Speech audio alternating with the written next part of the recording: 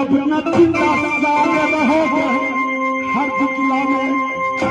माई बुढ़िया रोएगी पंपापुर में रमच के न जाओगे तू सब